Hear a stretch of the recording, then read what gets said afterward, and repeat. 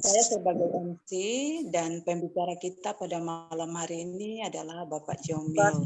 Sudah 2 kali lo kakak tinggalin kak. Bapak Ibu, sebelum kita mulai dengan Zoom kita pada malam hari ini, saya persilakan Bapak Ibu untuk menyiapkan alat tulis sehingga Bapak Ibu bisa mencatat hal-hal yang sangat penting yang akan disampaikan oleh pembicara kita pada malam hari ini. Saya persilakan Bapak Ibu 5 menit atau 5 menit mungkin terlalu lama ya. 2 menit lah begitu. Bapak Ibu sudah siapkan alat tulis? Halo? Sudah, Bu. Sudah, iya. Baik Bapak Ibu, tim Forever Healthy Indonesia, kita mulai dengan Zoom kita pada malam hari ini. Bapak tidur. Iya toh? Oh. Saya akan memperkenalkan pembicara kita pada malam hari ini. Beliau sangat komitmen untuk menjalankan bisnis ini dan beliau berperingkat sebagai tim elit. Beliau sudah bantu banyak orang sehingga banyak yang menikmati matchingnya. Pada saat ini saya akan persilahkan pembicara kita pada malam hari ini. Baik Bapak Ibu, saya akan persilahkan pembicara kita pada malam hari ini yaitu Bapak Yomil. Kepada Bapak Yomil, waktu dan kesempatan saya persilahkan. Selamat malam. Terima kasih Bu Aleda. Selamat malam Bu Aleda. Iya. Selamat malam Ibu Bapak semua. Sebelum saya mulai, kita beri sambutan tepuk tangan virtual ya buat Bu Aleda yang malam hari ini bersedia menjadi MC. Terima kasih ya Bu. Iya, sama-sama Pak. Ya, saya menyingkat waktu ya biar kita nggak bertele-tele. Saya langsung mulai aja. Tapi Ibu Bapak sebenarnya pertemuan kita malam hari ini, saya mohon izin dulu, mohon maaf. Saya mohon izin untuk tidak menyalakan kamera saya ya. Nggak apa-apa ya, karena saya baru sampai rumah, masih lecek. Jadi nggak, kayaknya nanti kelihatan jelek saya gitu. Ya, mendasarnya udah jelek sih, terus makin kelihatan jelek lagi karena baru sampai rumah. Jadi Ibu Bapak, pertemuan kita malam hari ini sama seperti pertemuan kita di kesempatan-kesempatan sebelumnya, bagi yang sudah pernah sering nge-zoom sama saya, sebenarnya intinya sih, saya cuma mau cerita-cerita aja, ya sama seperti yang kemarin-kemarin gitu ya. Saya cuma mau dengar apa pertanyaan-pertanyaan atau kendala-kendala yang ibu-ibu atau bapak-bapak temui di lapangan, yang mungkin insya Allah saya bisa bantu untuk menyelesaikan dengan jawaban-jawaban yang tepat buat Bapak dan Ibu di lapangan gitu ya, insya Allah tepat. Nah tapi sebelum kita berdiskusi, bertanya jawab, nggak elok juga kalau saya seandainya sekedar datang terus sekedar bertanya gitu. Ya, lebih baik juga kalau saya juga memberikan sedikit sharing pengalaman lah gitu. Ya, jadi malam hari ini saya mau memulai dengan sharing pengalaman saya ke Ibu Bapak semua, yang harapan saya apa yang saya sharingkan ini insya Allah menjadi keberkahan atau kebaikan untuk Bapak dan Ibu di bisnis ini gitu ya. Saya mau sharing cerita aja ya, jadi saya mau minta waktu dulu di depan kurang lebih 15-20 menit, nggak lama-lama, untuk sharing apa yang saya, cerita-cerita apa yang saya lakukan di bisnis ini gitu ya. Nah nanti setelah itu kita akan tanya jawab. Saya izin untuk share screen saya ya. Kalau sudah terlihat tolong dijawab sudah terlihat gitu. Sudah terlihat ya? Oke. Sudah ya Ibu-ibu ya, Bapak-bapak. Ini ada Pak Ridwan satu ya. Ini kita cuma berdua nih Bapak-bapaknya ya. Sebentar saya cek dulu. Saya cek dulu. Ini ada Pak Ridwan. Ya, kita berdua nih Pak di dalam sini Pak. Yang selebihnya ibu-ibu. Ibu-ibu luar biasa nih. The power of emak-emak. Oke, malam ini Ibu Bapak saya ingin bicara masalah sikap. Ya. Kenapa sih sikap? Karena di bisnis ini tuh sebenarnya di semua bisnis ya, nggak cuma di bisnis jaringan, di semua bisnis tuh kita perlu yang namanya sikap. Nah, kalau di bisnis jaringan, bahkan sikapnya itu bisa mencapai 95%, Bu Bapak semua. Ya, teknisnya cuma 5%. Begitu ya Pak? Iya. Saya sudah di bisnis jaringan lebih dari 30 tahun, Ibu Bapak. Dan saya tahu persis bahwa teknis di bisnis ini hanya 5%. Maksudnya apa? Maksudnya kalau Ibu Bapak mempelajari bisnis ini sambil jalan ya, sambil dijalankan. Jangan hanya teori-teori saja. Itu paling lama 1 tahun ilmunya Ibu Bapak sama seperti ilmunya saya. Sama persis ilmunya itu aja. Nggak ada yang lebih dari ilmu bisnis jaringan, cuma itu aja. Ya, cuma bedanya mungkin sikap saya berbeda dengan sikapnya Ibu Bapak. Ya, makanya saya alhamdulillah bisa mencapai peringkat elit karena sikapnya beda. Sikap itu apa sih sebenarnya? Sikap itu sebenarnya cara pandang ya, bagaimana cara kita memandang masalah itu sikap gitu ya. Jadi ada satu pepatah, saya ingin membuka dengan sebuah pepatah yang mengatakan gini, masalah terbesar bukan masalah. Ya, masalah terbesar bukan masalah. Masalah terbesar adalah bagaimana cara kita memandang masalah tersebut. Saya ulangi ya, masalah terbesar bukan masalah sebenarnya. Jadi kalau ibu bapak punya masalah, enggak masalah itu. Yang jadi masalah adalah bagaimana cara kita memandang masalah tersebut. Nah itu justru masalah terbesar. Ya, saya ulangi sekali lagi, masalah terbesar bukan masalah, tapi masalah terbesar adalah bagaimana cara kita memandang masalah tersebut. Nah kalau kita memandangnya sebagai, oh iya kita bisa atasi itu, maka itu masalahnya menjadi kecil. Tapi kalau sudut pandang kita memandang bahwa masalah itu besar, gitu ya, kita mempermasalahkan masalah tadi berarti itu masalah. Nah, tapi kalau kita menganggap itu biasa-biasa saja, maka masalah itu menjadi biasa-biasa saja. Nah, saya ingin kasih sebuah cerita. Bu Siti Aisyah, saya mute ya, maaf. Oke, jadi saya ingin kasih sebuah cerita ini klasik ya, yang terjadi di perjalanan karir saya. Cerita ini saya dengar sekitar hampir 30 tahun yang lalu, waktu saya masih baru memulai bisnis ini. Ceritanya seperti ini nih. Ini dulu yang menceritakan ini mentor saya. Sekarang saya ceritakan ulang semua ke ibu bapak semua. Jadi ada 2 orang dokter. Ya, 2 orang dokter ini sebutlah dokter A dan dokter B. Ya, dokter Ali dan dokter Budi sebutlah begitu. Ya, dua-duanya praktek di rumah sakit yang sama, bahkan bersebelahan kamar praktek. Ya, di rumah sakit yang sama, misalkan di Jakarta gitu ya, misalkan di Jakarta dua-duanya praktek di rumah sakit Pondok Indah nih, rumah sakit yang mahal di Jakarta, atau rumah sakit Siloam gitu, atau rumah sakit apapun lah ya, pokoknya di rumah sakit yang sama, bahkan ruang prakteknya bersebelahan.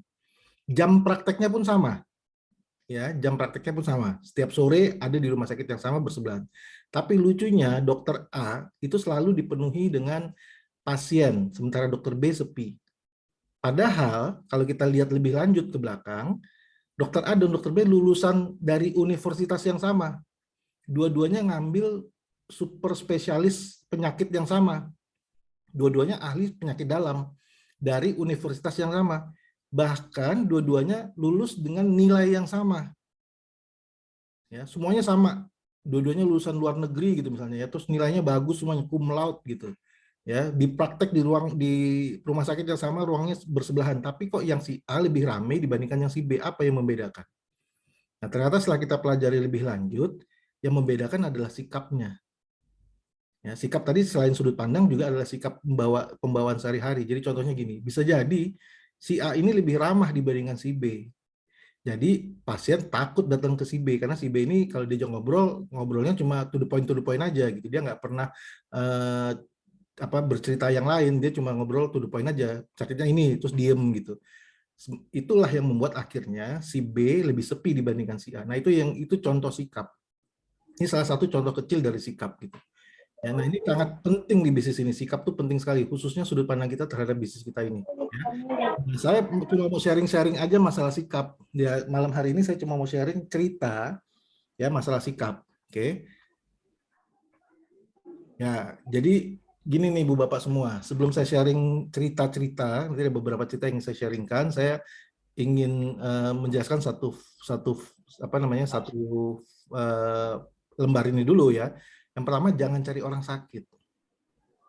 Ya, jangan cari orang sakit. Kita ini sebenarnya bukan dokter.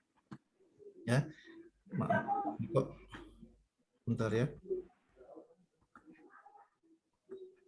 Oke.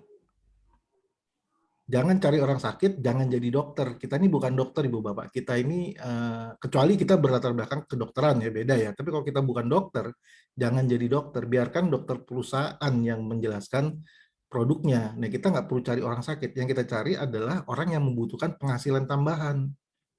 Ya, nah ini banyak sekali orang kenapa dia tidak berkembang di bisnis jaringan manapun, karena dia selalu berpikir gini, kalau ada produk kesehatan berarti cari orang sakit. Itu tanpa ibu bapak sadari, ibu bapak sebenarnya sedang memperkecil pangsa pasarnya ibu bapak sendiri. Ya, yang sakit itu lebih kecil pasti dibandingkan orang yang butuh penghasilan tambahan, gitu. Ya, dan kalau kita bicara penghasilan tambahan itu jauh lebih mudah karena kita masih bisa bicara kalau penghasilan tambahan. Kalau kesehatan kita tidak berlatar belakang kesehatan. Jadi jangan berusaha untuk jadi dokter gitu. Kalau saya nggak mau jadi dokter. Saya mendingan dokter ya tugasnya dokter Winda lah itu, atau tugasnya dolen-dolen saya yang dokter lah gitu, yang menjelaskan itu bukan saya gitu. Ya, yang saya cari bukan orang sakit, yang saya cari adalah orang yang sehat, yang butuh menjaga kesehatannya, dan yang saya cari adalah orang yang perlu penghasilan tambahan gitu. Ya, ini juga masalah sikap. Oke. Apalagi, nah ini dia tadi, cari orang yang perlu penghasilan tambahan. Nah, kalau kita bicara penghasilan tambahan, maka carilah orang yang sudah punya penghasilan utama, yang pingin dapat tambahan, gitu. Ya, jadi jangan mencari orang yang tidak punya penghasilan, lalu mau dikasih penghasilan tambahan, loh, penghasilan utamanya aja sudah nggak ada kok. Ya kan? Biasanya orang seperti itu, ibu bapak semua, ini pengalaman saya hampir 30 tahun, ada yang sukses, ada ya, saya nggak bisa menutupi, dan saya nggak akan berbohong bahwa ada yang sukses. Orang yang mulai dari nol, lalu dia sukses, ada. Tapi jujur, kita harus katakan hanya 1 dibandingkan 10.000, hanya 1 dibandingkan 1 juta orang yang seperti itu. Orang yang benar-benar kuat, tough gitu ya, tekadnya bulat gitu. Nah, orang-orang rata-rata biasanya nggak begitu. Boro-boro yang nol tadi, yang zero tadi, orang yang sudah punya penghasilan tambahan aja belum tentu sukses kalau dia nggak kuat, dia nggak punya tekad yang bulat gitu. Apalagi orang yang nggak punya sama sekali. Biasanya orang yang nggak punya sama sekali itu lebih capek, dia memikirkan perut hariannya daripada dia memikirkan bisnis ini. Jadi sebaiknya ini karena kalimat besarnya adalah bisnis penghasilan tambahan, maka carilah orang yang sudah punya penghasilan utama. Akan jauh lebih mudah buat ibu bapak semua mengembangkan jaringan kalau ketemu orang-orang seperti itu. Ya, orang-orang yang sudah punya penghasilan utama tapi belum puas. Kenapa? Karena penghasilan utamanya belum cukup. Saya garis bawahi ya, saya ulangi, saya garis bawahi, penghasilan utama yang tetap. Ya, jangan penghasilan, ada Pak, orang punya penghasilan utama tapi nggak tetap, jangan juga. Ya boleh-boleh saja, bahkan nggak usah punya penghasilan pun boleh-boleh saja, tapi saya sudah menjelaskan kepada ibu bapak semua, akan jauh lebih mudah kalau Anda punya orang yang punya penghasilan utama dan tetap. Itu jauh lebih bagus, lebih mudah buat langkah ibu bapak nanti ke depannya ya, gitu. Oke. Apalagi? Nah, kabar baiknya, ini kabar baiknya, hampir semua orang perlu penghasilan tambahan. Kok bisa? Kok Pak Yomil berani klaim bahwa hampir semua orang perlu penghasilan tambahan? Nggak usah jauh-jauh. Ya, ini saya jawab ya, nggak usah jauh-jauh. Saya waktu kerja di kantor, di Jakarta dulu waktu saya masih jadi karyawan, itu hampir semua karyawan di kantor itu, ya, itu juga punya penghasilan-penghasilan yang lain. Contoh, ada yang jualan baju batik, ya, ada yang jualan kue lebaran, ada yang jualan pulsa, ada yang jualan apa namanya, macam-macam ya, bed cover. Itu tandanya apa? Tandanya bahwa mereka sama seperti saya tidak puas dengan penghasilan utamanya. Sebagian besar karyawan di Indonesia ya itu semuanya underpaid. Underpaid itu di bawah yang semestinya dibayarkan. Tapi kan sudah UMR, Pak. Iya, sudah UMR ya. Betul, sudah minimal UMR, tapi tetap dengan kebutuhan hidup itu jauh daripada kebutuhan hidupnya. Sebagian besar karyawan itu seperti itu, Ibu Bapak semua. Jadi akhirnya menyebabkan mereka mencari penghasilan tambahan karena penghasilan yang mereka terima itu sebenarnya kurang gitu. Nah, orang-orang seperti itu yang kita perlu cari. Salah satunya bagaimana? Kalau kita bicara profiling sedikit ya, kalau kita bicara profiling, saya selalu dianjurkan oleh para mentor saya, carilah keluarga-keluarga muda. Ya, keluarga muda tuh apa kriterianya? Kriterianya gini, Ibu Bapak semua, mereka baru saja menikah, ya, suami istri, ya, mereka punya anak 2 masih kecil-kecil, mereka punya rumah, mereka punya mobil. Nah, itu yang paling cocok tuh, umur antara 30 sampai 40 tahun. Kenapa? Apalagi dua-duanya bekerja. Dua-duanya bekerja di kantor. Kenapa yang profiling orang di antara itu 30-40, anaknya 2, punya mobil, punya rumah. Kenapa itu paling bagus? Karena gini, apalagi mereka double income ya, dua-duanya kerja kan. Kenapa? Karena itu sudah membuktikan mereka butuh sesuatu. Buktinya mereka double income. Buktinya mereka terpaksa dua-duanya kerja untuk mencari penghasilan. Itu tandanya mereka butuh gitu. Apalagi kalau mobilnya tuh mobil cicilan, rumahnya cuma cicilan. Jadi gini, orang di umur antara rentang keluarga muda, rentang 30-40 tahun itu, mereka punya buying power, mereka punya daya beli. Tapi sayangnya kebutuhan mereka, needs mereka masih banyak. Nah, orang-orang yang seperti itu yang kita lebih fokuskan dicari. Orang-orang yang punya daya beli, tapi punya juga kebutuhan yang masih banyak. Kalau kita cari orang di atas itu, jauh di atas itu, daya belinya ada. Orang umur 60 tahunan, 50 tahunan udah lebih mapan ya. Daya belinya lebih besar, tapi needs-nya, kebutuhannya lebih kecil. Gitu. Maaf ya, Bu Sumiati, saya mute ya. Oke, ya. Jadi orang yang umur 50-60 tahun, daya belinya pasti lebih besar. Ya, biasanya karena mereka lebih mapan, tapi kebutuhannya juga sudah mulai berkurang. Sementara orang-orang yang di bawah umur 30-an itu kebutuhannya banyak, tapi daya belinya belum cukup, belum kuat karena belum mapan. Jadi yang paling bagus ya 30-40 tahun. Tapi sekali lagi Ibu Bapak, boleh yang di atas itu, boleh yang di bawah itu. Kalau saya diajarkan oleh mentor saya, cari orang yang sudah punya penghasilan, utama pingin punya penghasilan tambahan di range itu tadi, di kriteria profiling yang itu. Ya, kabar baiknya hampir semua orang perlu penghasilan tambahan. Ya, nggak usah jauh-jauh lah. Kita lihat aja kiri kanan kita, teman-teman kantor kita, pasti mereka punya bisnis apapun di luar sana. Entah bisnis, ya tadi saya dibilang, ya jualan baju, jualan segala macam, ada aja tuh yang dijual buat cari penghasilan tambahan. Karena apa? Kebutuhan hidup memang besar, apalagi pendidikan anak-anak. Oke, lalu, nah selalu gunakan cerita dan alat bantu. Ya, untuk membangun bisnis jangan menggunakan kekuatan pribadi, tapi gunakanlah cerita-cerita. Kita ini hanya storyteller, ya penyampai cerita, orang yang mendongeng saja. Tapi dongengnya yang membukakan wawasan, dongengnya yang ada buktinya. Contohnya, dongengnya ada buktinya. Kita ceritakan testimoninya orang lain, atau kita ceritakan testimoninya kita. Bentuknya cerita saja, itu semuanya bercerita, mendongeng, tapi ada buktinya. Ya, apalagi kalau dilengkapi dengan uji-uji klinis, apalagi kalau dilengkapi dengan hasil-hasil lab, itu ceritanya jadi lebih bagus. Tapi sekali lagi jangan cari orang sakit, ya. Atau ceritanya mengenai penghasilan, ya itu bercerita saja. Nah, ini saya ingin bercerita yang berkaitan sama sikap. Ya, izinkan saya menceritakan ada 4 cerita yang saya sampaikan ke ibu bapak semua. Yang pertama ini, kenapa kok gambarnya TV? Ya, nanti kita bisa apa namanya? Bisa telah sama-sama ya. Di sini ada TV, ya Ibu Bapak semuanya. TV paling canggih di dunia saat ini. Saya mau cerita mulainya dengan ceritanya mengenai TV ya. TV ini 55 inch. Ya, 55 inci. Anggaplah Ibu Bapak semua adalah orang yang paling kaya di kota Ibu. Di kota Ibu atau Bapak. Uang nggak masalah. Uang tidak berseri buat Ibu Bapak semua. Maaf, ini ada yang belum di-mute. Ibu Sumiati, mohon diperhatikan mic-nya suka menyala ya. Mute ya, Bu. Oke, mati lagi sendiri. Sekarang nyala lagi tuh. Oke, ya. Misalkan ibu bapak, saya ulangi, ibu bapak adalah orang terkaya di kotanya ibu bapak semua. Ya, uang nggak jadi masalah, bahkan nggak berseri. Pokoknya banyak lah uangnya. Nah, saya datang ke ibu bapak semua, ya menceritakan mengenai sebuah TV, ya TV layar lebar 55 inch dan ini sangat canggih, satu-satunya yang baru keluar di dunia dan sangat canggih, satu-satunya di dunia. Ibu dan bapak akan menjadi pemakai pertama di Indonesia. Saya ceritain gini TV-nya.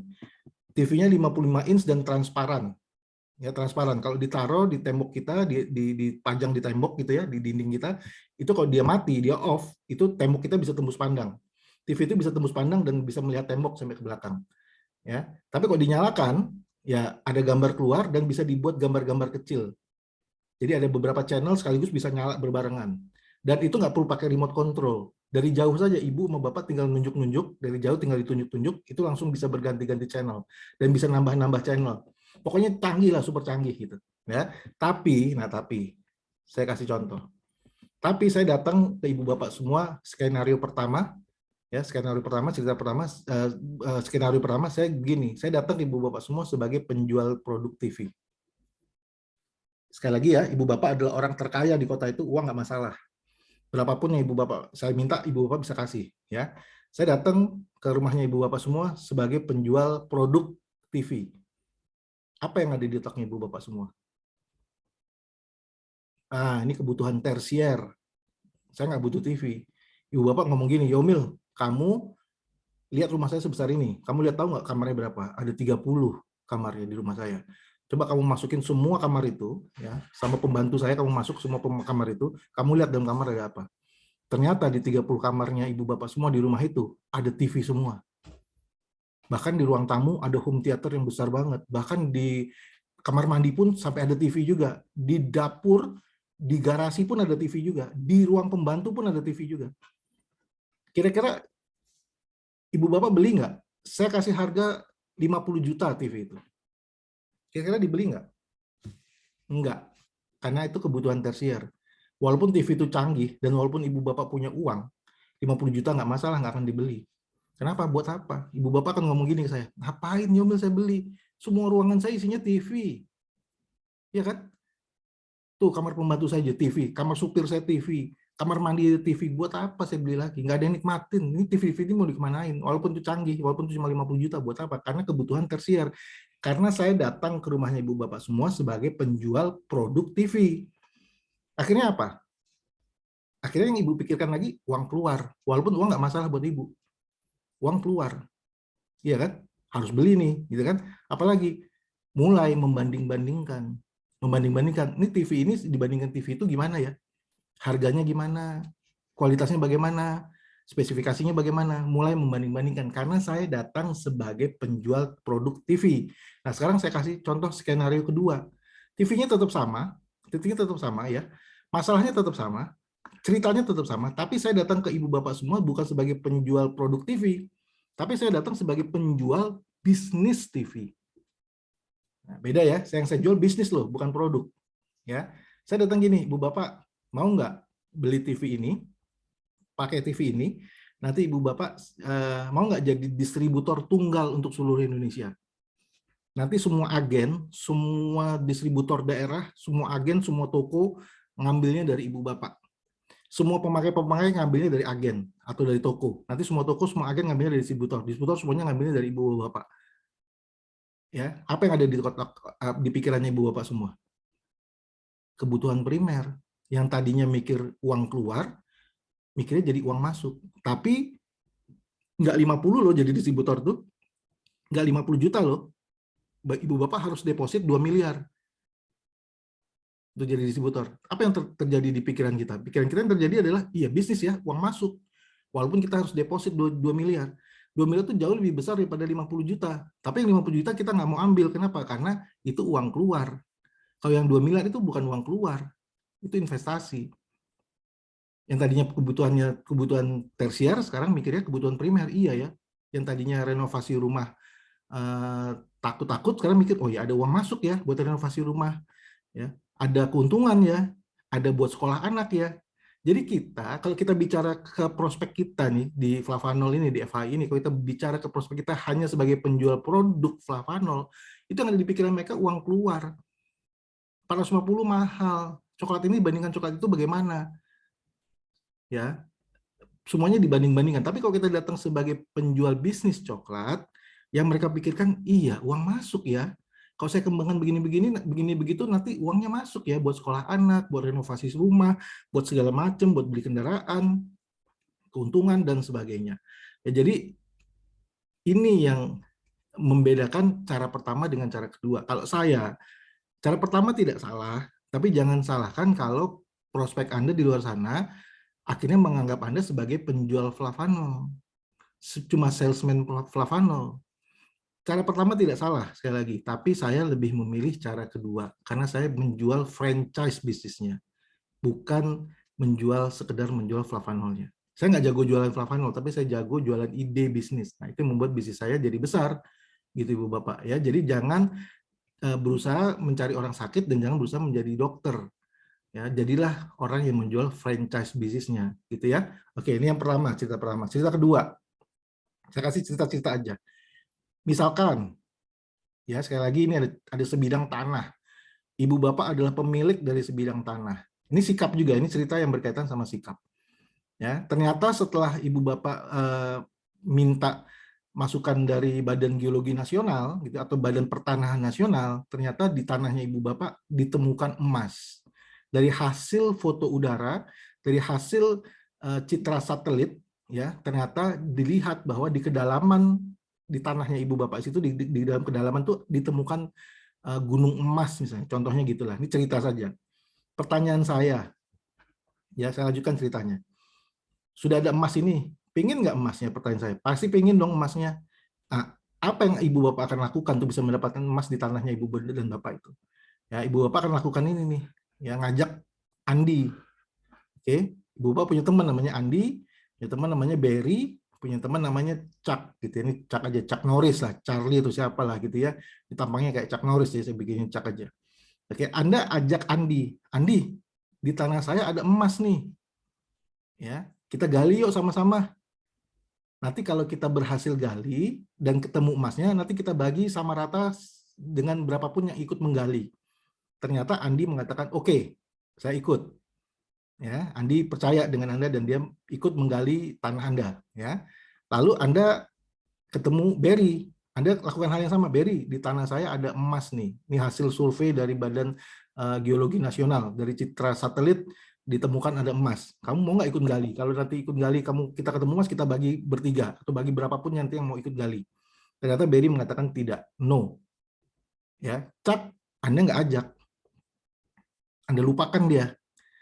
Suatu saat Anda menggali, lalu Anda mulai menggali dan suatu saat pada saat Anda menggali itu ketemulah emas.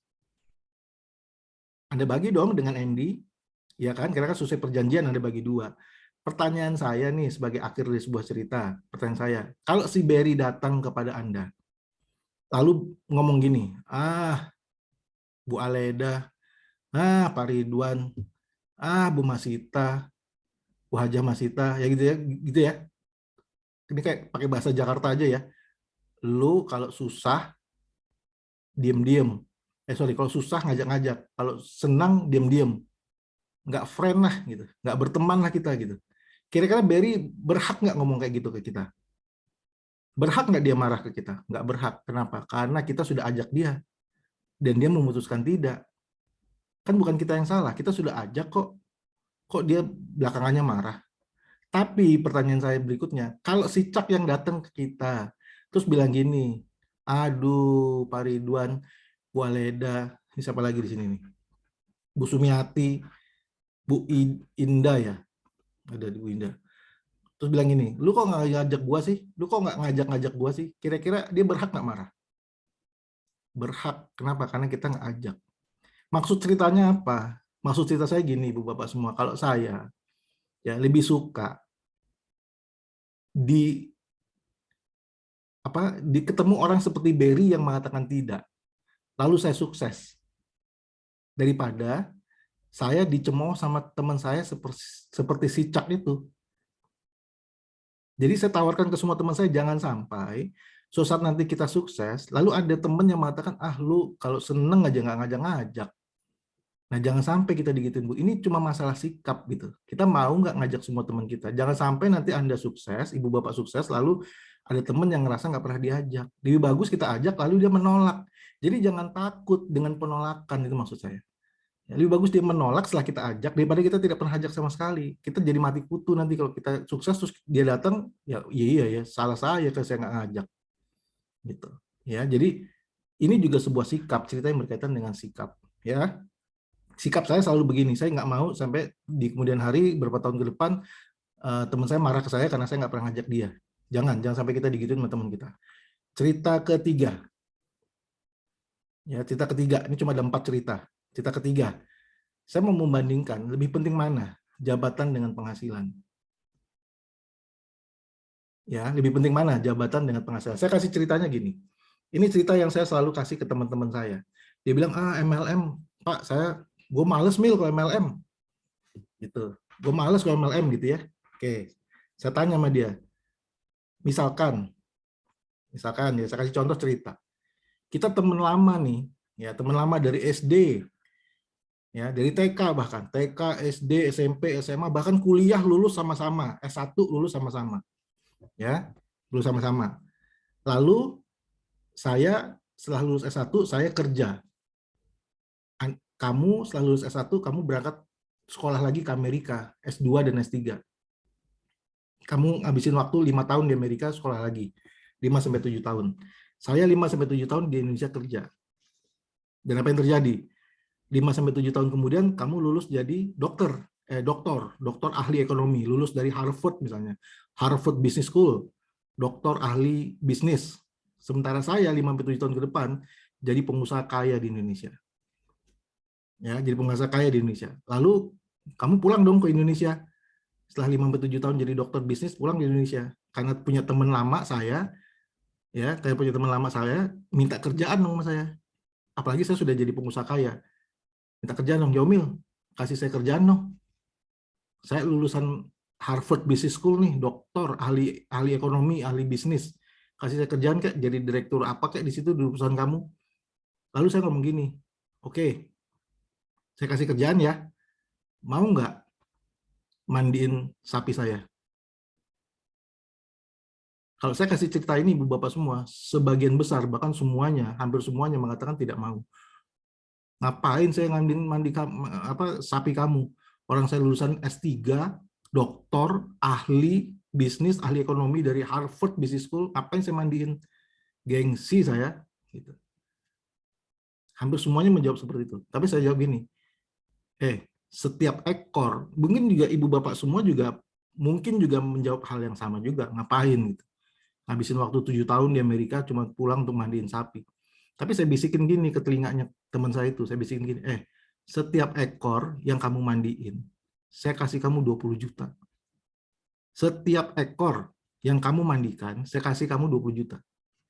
Langsung loh Ibu Bapak semua, mata mereka terbelalak, dia bilang, oh kalau gitu gue mau, kalau gitu saya mau. Kalau perlu jangan 1 sapinya, siapin sini 100 sapi, 1000 sapi kalau perlu. Maksud ceritanya ngerti nggak Ibu Bapak semua? Maksud ceritanya adalah ujung-ujungnya yang dicari sama orang tuh bukan kerjaannya, bukan.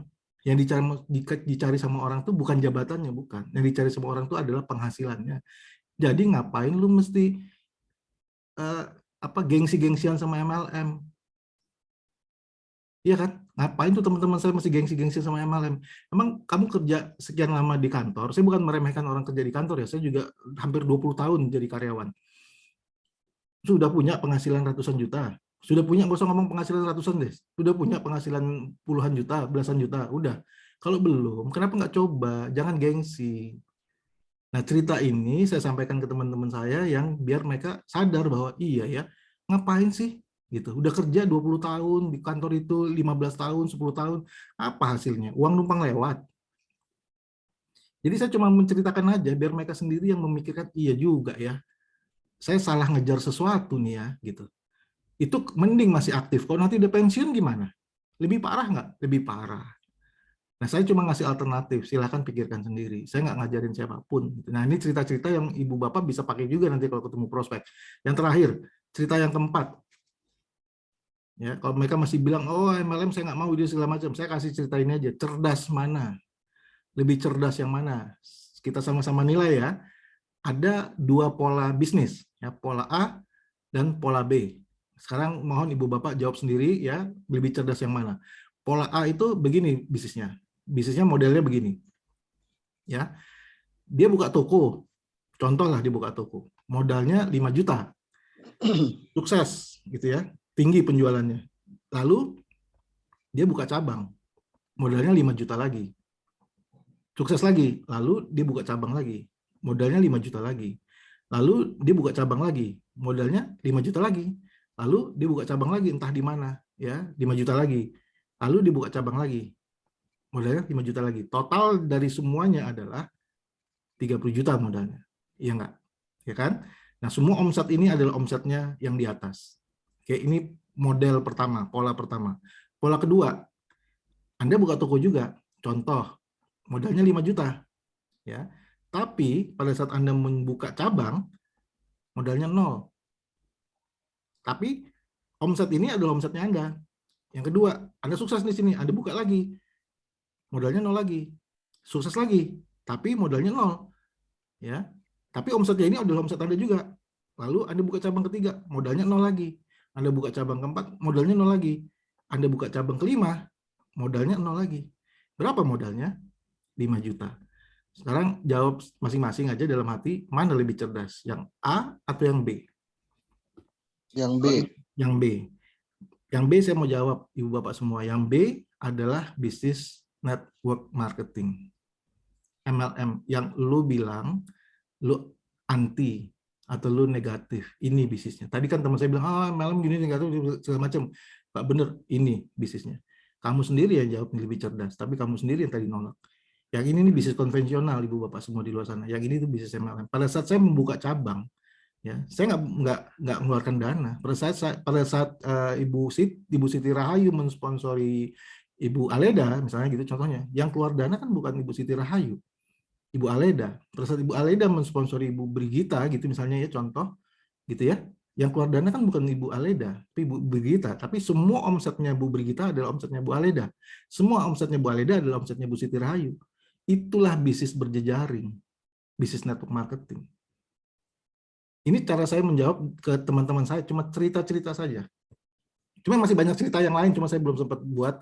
Ini saya pikir 4 cerita ini saja sudah, kalau Ibu Bapak terapkan di diri kita sebagai sebuah sikap gitu ya, atau kita juga bisa menceritakan ini ke teman kita yang tadinya negatif dan sebagainya, insya Allah sih ini bisa menjadi jalan keluar gitu, karena bisa membukakan pola pikir mereka gitu ya. Jadi sekali lagi saya ulangi, jangan datang ke member, boleh, tapi tahu resikonya. Kalau kita datang ke calon member atau ke prospek, kita jualan produk, kita harus tahu resikonya. Dicap sebagai penjual coklat, dan dia akan membanding-bandingkan harga, kualitas, dan sebagainya. Karena kita memperangkap diri kita sendiri di kondisi seperti itu. Sementara kalau kita datang sebagai penjual bisnis, kita justru membuat dia berpikir bahwa uang masuk bukan uang keluar. Gitu. Kalau kita dibayar untuk 20 juta per ekor, why not, walaupun itu MLM. Toh pola bisnisnya, pola B lebih cerdas. Gitu kan. Yang kedua tadi, ayo sama-sama gali tanahnya dan berbagilah bersama yang lain. Jangan sampai kita dibilang, kamu kalau sama temen susahnya bareng-bareng, senengnya diem-diem aja. Jangan sampai kita digituin. Oke, saya rasa itu aja dari saya, cerita-cerita yang insya Allah bermanfaat. Saya berharap ini bisa berguna buat Ibu Bapak semua. Sekarang kita ngobrol-ngobrol aja ya. Kalau mau nanya atau ada cerita-cerita gantian di lapangan yang ini Ibu Bapak sharingkan, berbagi, silakan kita diskusi. Oke, saya stop share. Terima kasih. Selamat malam.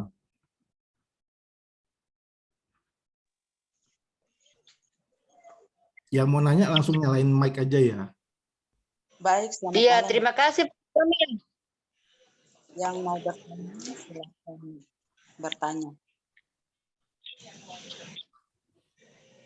Iya, Ibu Leda, terima kasih. Saya mau bertanya sama Pak Yomil nih. Silakan. Halo Pak Yomil. Selamat malam. Senang bisa ngobrol Iya, sama Pak Maria. Yomil. Pertama, saya ucapkan terima kasih banyak atas seringnya malam ini, Pak. Luar biasa, menambah motivasi dan semangat. Saya lagi nunggu Bu Maria jadi pembicara ini.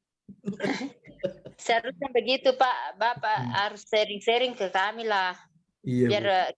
ya tidak sama-sama di Manokwari, Bu Legend. Tapi kami bisa ini, yang penting lewat sharing seperti ini yang kami butuhkan sebenarnya. Iya, Bu. Iya. Gimana Bu Maria? Iya. Lalu materinya Pak izin. Ya. Materinya bisa di-share, lalu kami bisa bawakan itu, ceritakan itu lewat prospekan kami, calon member kami ada. Boleh, bisa nanti ya Pak? Saya upload di YouTube, Ibu bisa tonton ulang ya. Kalau materinya nggak usah ditunjukkan ke prospek, Bu, Ibu cerita aja. Oh iya. Mereka gitu. Maksudnya YouTube-nya aja biar kami putar ulang-ulang biar jadi bahan. Iya. Baik, nanti insya Allah saya upload di YouTube nanti buat teman-teman semua ya, Ibu Bapak semua. Iya, baik. Terima kasih Pak Yomil, itu saja. Sama-sama Ibu Maria. Saya tunggu ya jadi pembicara ya. Ibu Maria ini sebentar lagi start loh. Kita kasih tepuk tangan dulu Ibu Maria. Kasih tepuk tangan virtual dulu. Saya bangga sekali sama Bu Maria ini. Terima kasih Pak Yomil. Teman-teman, terima kasih semua. Selamat malam. Salam sehat. Salam sehat, salam sejahtera semuanya. Oke, ada yang mau nanya? Ada yang mau diskusi? Mau ngobrol? Silahkan. Iya, saya Pak, Pak Baik. Ridwan, Pak Ya, Yomil. baik, baik Pak. Iya, selamat malam untuk kita semua. Iya Pak. Eh, saya baru 2 hari Pak ya, Iya Pak. langsung gabung kemarin ketemu dengan teman di Ajak, Iya, kemudian langsung hari ini pagi tadi saya baru gabung. iya Pak Ridwan. Eh, saya yang masih belum eh, paham secara benar ini kaitan dengan masalah jaringan itu. Iya Pak. Tadi saya disampaikan bahwa kalau kita dapat satu pasang kan ada 2 Pak ya, Iya kiri betul. kiri Kiri kanan. satu, kanan satu. Iya. Kalau satu pasang baru kemudian dapat bonus berapa itu 23 sekian lah gitu ya. Iya, 27.300 ya. 27 ya. Iya. Kalau kemudian misalnya jaringan saya itu sudah banyak ke bawah, Iya. tapi kemudian ada yang tidak berkembang gitu kan. Iya Pak. Berarti di jaringan itu tidak ada pasangannya kan. Iya Pak. Nah, ini kira-kira dia bisa masuk akumulasi dari omset kita atau tidak gitu. Yang mana nih Pak? Kalau yang sudah disponsori sudah pasti sudah masuk ke akumulasi omset Pak. Yang sudah disponsori ya. Ya sudah bersolid tapi kemudian dia tidak konsumsi gitu kan. Dia stop. Iya. Cuma Enggak. 1 kali kemudian selanjutnya dia sudah Nggak akan masuk lagi karena memang sudah nggak ada pembelanjaan dari dia kan Pak. Gitu. Iya maksudnya. Tapi jaringan yang di bawah dia ini kan berarti putus ya. Tapi Betul, di bawah betul. Jadi betul Pak. Jadi gini Pak, kalimat kata-kata yang benar ya Pak Ridwan, kata-kata yang benar adalah bukan mencari Pak, bukan mencari 2 orang atau bukan mengajak 2 orang, tapi menemukan Pak, menemukan 2 orang yang mau sama-sama ingin punya penghasilan 111 juta 12 bulan dari sekarang. Jadi apa bedanya kata-kata mencari, mengajak, dan menemukan? Kalau kita telusuri lebih dalam ya Pak, bedanya adalah kalau mencari orang ngomongnya gini, saya udah cari kok 2, saya udah ajak kok 2, dua-duanya udah join tapi nggak jalan, kan udah selesai dong? Enggak, belum selesai. Yang kita harus selesaikan adalah kita harus menemukan 2 orang yang sama seperti kita Pak, pengen punya penghasilan 111 juta 12 bulan dari sekarang. Jadi dia harus punya daya tahan Pak selama 12 bulan. Nah kabar baiknya, ini saya jawab untuk pengembangannya Pak ya, kabar baiknya kalau kita mencari orang yang sudah punya penghasilan utama akan lebih mudah. Kenapa? Karena gini Pak, jujur kalau Bapak isi tabel kemarin itu kan di bulan pertama 27.300 Pak, di bulan kedua cuma 54.000 sekian, di bulan kedua cuma 80.000 sekian, di bulan ketiga cuma 100.000 sekian. Itu jujur Pak sangat-sangat kecil. Nah kalau dia nggak punya penghasilan utama maka itu sangat berat buat dia Pak. Tapi kalau dia sudah punya penghasilan utama, karena dia sudah punya penghasilan utama dan karena ini adalah sebuah penghasilan tambahan. Nah kalau penghasilan tambahan berarti 50.000 juga oke dong. 100 juta juga oke dong. Jadi bisa, kan cuma penghasilan tambahan 50 sampai 100 itu. 50.000 sampai 100 juta itu kan penghasilan tambahan. Jadi kan udah punya penghasilan utama, jadi nggak masalah dong gitu. Nah itulah sebabnya kalau di program GoDouble itu Pak, kami sangat menganjurkan kita mencari dulu orang yang sudah punya penghasilan utama.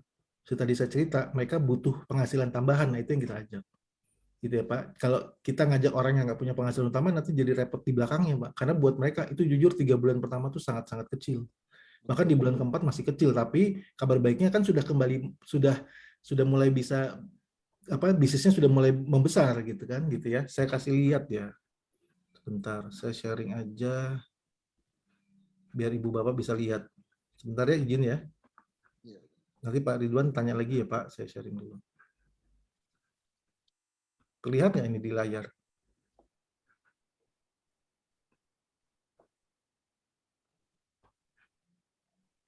Terlihat nggak nih Pak?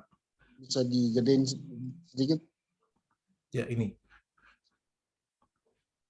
Sebentar ya Pak, sebentar. Sekali lagi saya. Ini. Oke. Terlihat Pak? Iya, terlihat ya. Lihat ya Pak. Ini kalau kita lihat, ini karena ada bonus sponsor ya. Kalau ada bonus sponsor ini kan cuma 27.300 Pak. Inilah. Ini. Kecil sekali Pak. Tapi kita lihat ya Pak, kenaikannya tuh Pak. Kenaikan dari bulan pertama ke bulan kedua. Cuma dalam waktu 1 bulan naiknya 300%. Dari bulan 2 ke bulan ketiga, naiknya berapa persen, Pak? 200% lebih. Sebagai sebuah bisnis ya, Ibu Bapak ya, ini sebagai sebuah bisnis, luar biasa nggak kenaikan segitu. Kita buka bisnis, dapat untung 10% aja ngos-ngosan. Ini dapat untungnya 300%, walaupun memang masih kecil. Tapi jangan lihat besar kecilnya, jangan lihat besar kecilnya si angka itu, tapi lihat kenaikannya berapa persen. Gitu. Ya, kalau saya lebih melihat kenaikannya, Pak. Saya bonus-bonus awal di bisnis jaringan saya juga kecil-kecil, tapi saya nggak apa-apa kalau bulan depannya, wih naiknya luar biasa ya 300%, 400%, 500%. Berarti bisnis ini jalan gitu. Gitu, Pak. Iya, iya. Gitu ya, Pak. Nah, tapi biar Pak Ridwan lebih mudah, cari orang yang sudah punya penghasilan utama dan mereka memang mau satu tahun dari sekarang punya penghasilan 100 juta lebih. Jadi mereka punya daya tahan, Pak, sampai 12 bulan.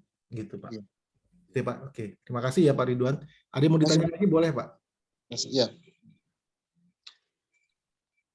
Apalagi Pak Ridwan? Iya, itu aja. Itu saja ya. Oke. Yang lain? Iya, yang lain lagi. Ya, Jadi boleh. itu kemarin kan ada paket ya dari 450 kemudian jadi 1 juta kemudian sampai ada 15 juta itu. Iya. Nah, kalau saya misalnya belanja 15 juta, kan berarti produknya kan banyak itu. Iya. Nah, ketika produk itu saya jual ke yang di bawah saya, bisa nggak? Atau saya harus pasarkan di luar member saya? Iya, yang kedua yang benar Pak. Bapak harus pasarkan di luar member. Bapak nggak bisa jual ke member, karena member kan bisa langsung beli, Pak. Oh gitu ya. Jadi kita menjualnya ke orang di luar member, jangan ke member ya Pak. Iya, berarti saya cuma dapat keuntungan langsung gitu. Betul. Kalau Bapak jual, Bapak dapatnya keuntungan langsung. Makanya kami sangat menganjurkan, kalau memang, ini tolong digarisbawahi ya buat Ibu Bapak semua ya, ini pertanyaannya bagus dari Pak Ridwan. Kami sangat menganjurkan, kalau memang Bapak punya basis pemakai yang banyak, silakan main langsung besar Pak. Karena keuntungannya memang besar. Ya, kalau besar tuh keuntungannya lebih besar. Tapi jangan dihalalkan ke semua orang seperti itu. Kadang-kadang semua member nih umum yang besar-besar akhirnya ditembak-tembakin ke semua prospek, ditawarin yang besar. Jangan juga, kita lihat kemampuannya. Kalau dia nggak mampu jangan ditawarkan yang besar, tawarkan aja yang kecil. Tapi toh akhirnya karena dia konsumsi setiap hari 1 bulan 1 box kan, akhirnya setiap bulan dia konsumsi 1 box kan, akhirnya dia juga mencapai juga paket-paket yang besar. Jadi alami saja gitu, jangan kita ambil jalan pintas karena untuk kepentingan kita pribadi, lalu kita paksa mereka jualan sapinya, jualan kerbaunya, jualan segala macamnya terus untuk sekedar memenuhi bonus kita besar. Jangan itu yang diambil. Jangan, kita nggak boleh menzolimi orang di bisnis seperti ini. Kita jujur-jujur aja. Kalau memang kita punya basis pemakai yang banyak, akan habis produknya, silakan. Tapi kalau enggak, jangan. Mulai saja dari yang kecil, dan kita sebagai konsultan bisnis mereka, anjurkan mereka mulai dari yang kecil. Yang penting kamu konsumsi setiap bulan 1, lama-lama kamu juga akan menjadi platinum juga kok. Gitu. Dan akhirnya bonusnya juga makin besar gitu kan. Gitu ya. Ini pertanyaannya buat semuanya ya, bukan cuma buat Pak Ridwan saja. Saya mewakili pertanyaan ini buat semua ibu bapak semua, gitu ya. Terima kasih Pak. Terima kasih Pak. Sama-sama Pak Ridwan. Ada yang lain mungkin mau nanya, silakan. Ibu Alfrida Wali ini saya kagum nih. Zoom selalu on time dan selalu hadir. Mungkin ada, saya kasih beri kehormatan buat Ibu. Mungkin Ibu mau bertanya, silakan Ibu.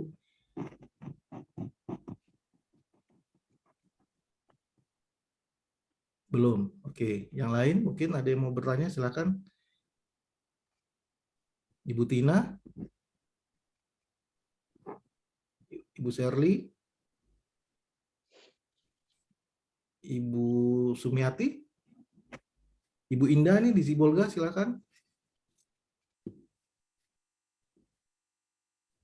Kalau nggak ada, saya kembalikan ke Ibu Ayu ya.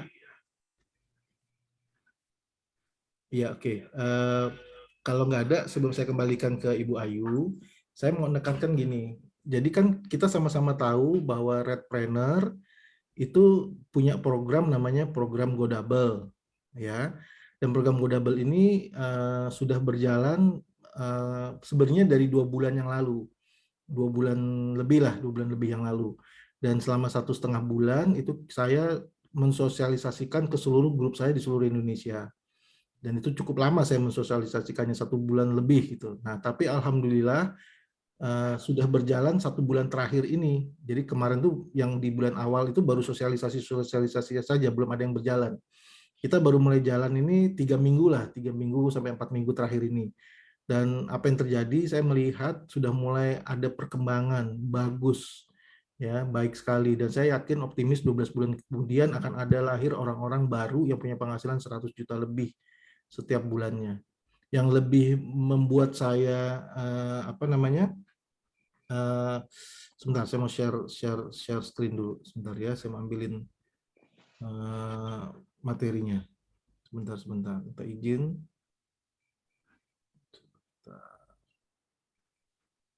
Ini saya grogi nih. Oke. Biar ngobrolnya enak, ada buktinya gitu ya. Sebentar ya, filenya baru dibuka. Salah.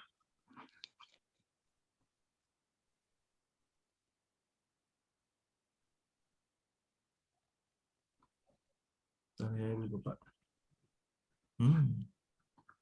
Oke deh, yang ini aja nggak apa-apa.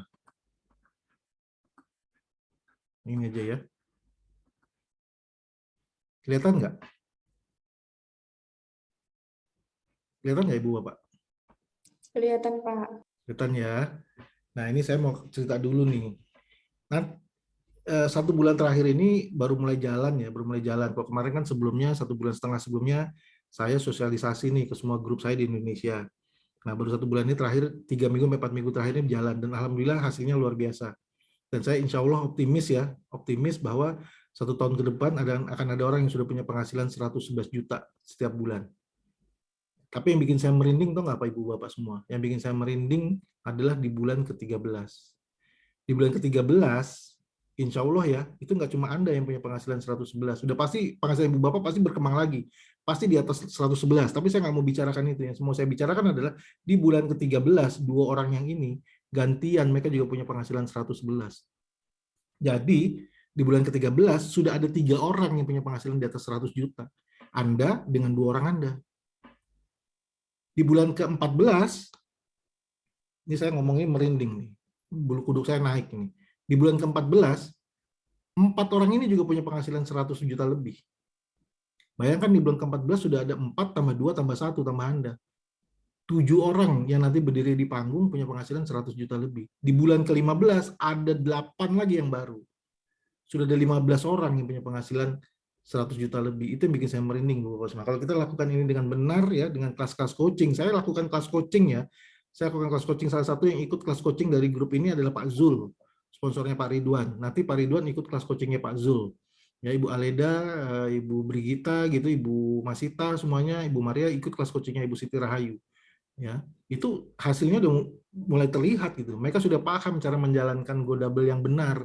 Karena di kelas coaching itu kita ajarkan caranya menjalankan go double yang benar. Gitu. Apa yang harus dilakukan langkah demi langkah itu kompas bisnisnya ada. Jadi kalau kita nyasar nih, kita kalau nyasar pakai apa? Pakai kompas kan. Nah ini kompas bisnisnya ada. Gitu. Ya, tapi saya nggak akan jelaskan malam hari ini karena ini bukan kelas coaching saya.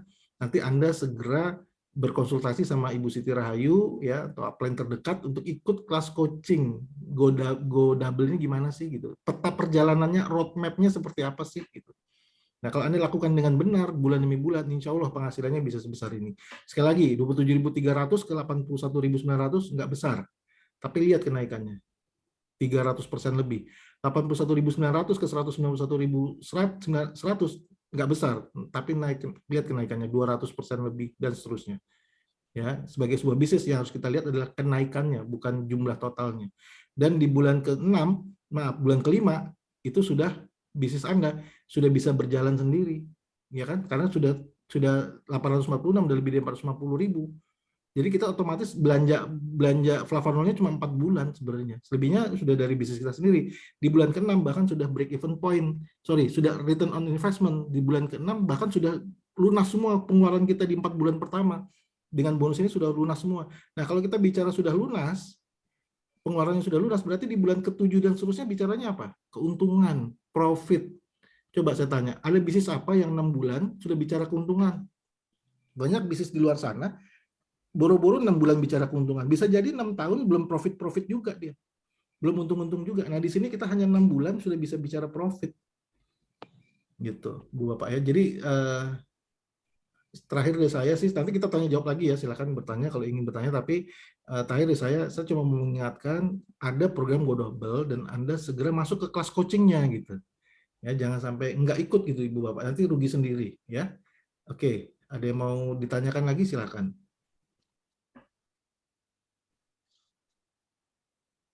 Ini Pak Zul nggak ketemu ini malam ini, tumben nggak masuk. Pak Jul lagi dalam perjalanan, Pak, lagi nyetir sehingga tidak bisa Oh, masuk, Pak. Oke, Pak Zul itu saya termasuk salut juga karena hampir setiap hari nelpon Bu Ayu, konsultasi segala macam, dan saya senangnya nggak cuma nelpon, nggak cuma konsultasi, tapi dijalankan. Itu buat saya bagus ya. Jadi Bu Bapak jangan sungkan nanti untuk konsultasi sama upline terdekat, gitu ya. Karena memang tujuan kita kan memang membantu. Kita nggak bisa sukses, bukan nggak bisa, akan sulit sekali sukses di bisnis ini kalau kita kerja sendirian. Kerjalah rame-rame. Nah, yang paling penting dari upline itu apa? Ilmunya. Gitu, ilmunya diserap. Nanti kapan-kapan saya akan jelaskan kenapa sih kita perlu tahu ilmunya segala macam, nanti di training berikutnya lah saya jelaskan. Ya, gitu. Oke, ada yang mau nanya lagi? Silakan. Kalau enggak saya kembalikan ke Ibu Siti Rahayu ya. Oke, saya rasa Bu Ayu saya kembalikan ke Ibu ya. Silakan. Ibu Pak. Alfrida mau nanya, nih nyala kamera nih.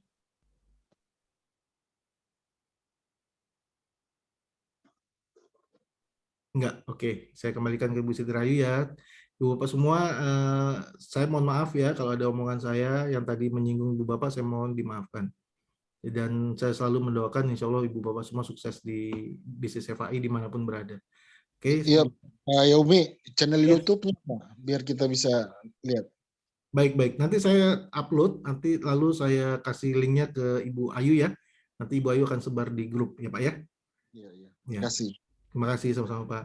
Oke semuanya Ibu Bapak, saya mohon pamit dulu, saya kembalikan ke Ibu Ayu. Terima kasih, selamat malam, sukses buat semuanya dan jaga kesehatan. Silakan Bu Ayu. Baik Pak, terima kasih untuk sharingnya pada malam hari ini. Tadi yang dibahas materi pertama yaitu tentang sikap Bapak Ibu. Jadi kita semakin jelas dari apa yang disampaikan oleh Pak Yomil bahwa siapapun yang kita kenal, masalah dia itu mau join atau tidak itu hanya urusan atau poin nomor sekian.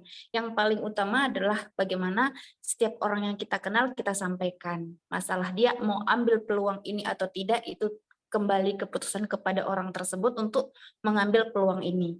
Nah, tetapi kita sebagai pemberi informasi yang niat kita untuk membantu mereka, sampaikanlah. Jadi setiap hari itu kita selalu satu atau dua orang yang kita bisa sampaikan informasi ini. Yang pertama dengan orang-orang yang dekat. Nah, baru kita ini di Go Double ini tadi seperti yang disampaikan oleh Pak Yomil ada mapnya, ada petanya, sehingga kita saat berhubungan dengan orang baru itu seperti apa. Nah, itu ada semua Bapak Ibu. Nah, jadi di sini karena ini juga saya sendiri masih belajar, masih mencoba, masih praktek di lapangan. Masih aja ada salahnya, masih aja ditolak orang, masih aja kata-katanya nggak tepat.